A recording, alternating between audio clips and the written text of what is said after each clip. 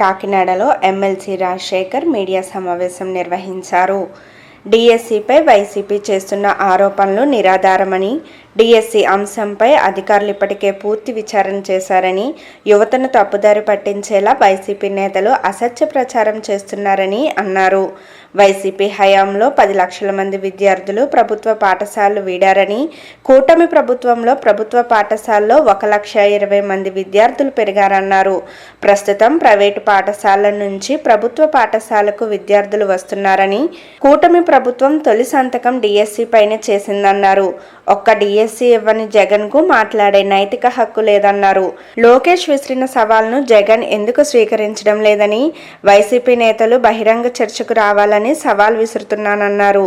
డిఎస్సిలో తప్పు జరిగాయని నిరూపిస్తే ఎమ్మెల్సీ పదవికి రాజీనామా చేస్తానన్నారు. వైసీపీ అసత్య ప్రచారాలు మానుకోవాలని, లేకపోతే 11 సీట్లు కూడా రావని ఎద్దేవా చేశారు. చెప్పడం జరిగింది. మరీ ముఖ్యంగా వైసీపీ పార్టీ జగన్మోహన్ రెడ్డి గారికి డిఎస్సి మీద మాట్లాడే నైతిక అర్హత లేదని ఈ సందర్భంగా నేను తెలియజేస్తున్నాను. ఎందుకంటే ఆ పార్టీ అధికారంలో ఉన్నప్పుడు 1924 మధ్యలో ఒక డిఎస్సి కూడా తీయలేని పరిస్థితి. వాళ్ళ ఈరోజు మరి మాట్లాడే నైతిక హక్కు ఉందని, నైతిక అర్హత లేదని తెలియజేస్తున్నాం. అదేవిధంగా స్పోర్ట్స్ కోటా గురించి వాళ్ళ ఆరోపణ చేయడం జరిగింది, లక్షల చేతులు మారినాయి అని. స్పోర్ట్స్ కోటాలో కూడా చాలా స్పష్టంగా ఎవరైతే అర్హత ఉందో అర్హత ఉన్న వ్యక్తులందరికీ కూడా మనం స్పోర్ట్స్ కోటాలో కూడా ఈరోజు రాష్ట్ర ప్రభుత్వం 2 నుంచి 3% స్పోర్ట్స్ కోటా కూడా పెంచి మరి ఉద్యోగాలు ఇవ్వడం జరిగింది. స్పోర్ట్స్ను కూడా ఈ రాష్ట్రంలో మరి అన్ని రకాలుగాని కూడా ఎంకరేజ్ చేస్తుంది కూటమి ప్రభుత్వం.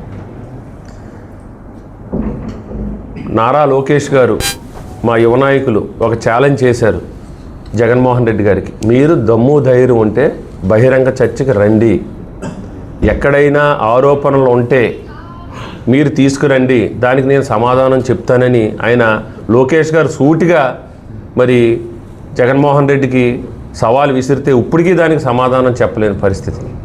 అదేవిధంగా రాష్ట్ర స్థాయిలో లోకేష్ గారు, జగన్మోహన్ రెడ్డి గారు వాళ్ళిద్దరూ కూడా చర్చలకి సిద్ధంగా ఉన్నారు. అదేవిధంగా జిల్లా స్థాయిలో, మా స్థాయిలో ఎమ్మెల్సీగా ఇక్కడున్న లోకల్ వైసీపీ నాయకులకి నేను కూడా ఒక సవాల్ విసురుతున్నాను.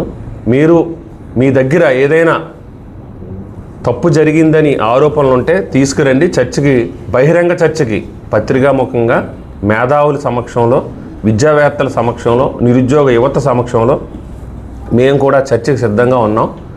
ఎక్కడైనా ఆరోపణ నిజమని నిరూపిస్తే నేను నా స్థాయిలో మీకు సవాల్ విసురుతున్నాను, నా ఎమ్మెల్సీ పదవికి రాజీనామా చేస్తానని ఈ సందర్భంగా తెలియజేస్తున్నాం. ఎందుకంటే ఇక్కడితో ఫుల్ స్టాప్ పెట్టాలనే ఉద్దేశంతోనే ఈ మీడియా సమావేశం ఏర్పాటు చేయడం జరిగింది. ఎందుకంటే యువత ఈరోజు లక్షలాది మంది యువత చదువుకుని మీరు అనుసరించిన, గత ప్రభుత్వంలో అనుసరించిన విధానాల వల్ల యువతకి ఎక్కడ ఉద్యోగావకాశం లేక చదువుకున్న యువత పక్కదారులు పట్టి గంజాయి మత్తు పదార్థాలకు బానిసలేని పరిస్థితి మనం చూసాం. మళ్ళీ అలాంటి చెడు అలవాట్లకి వెళ్లకుండా మరి గంజాయి విషయంలో కానీ, మత్తు పదార్థాల విషయంలో కానీ, డ్రగ్స్ విషయంలో కానీ ఈ కూటమి ప్రభుత్వం ఉక్కుపాదం మోపడం జరిగింది.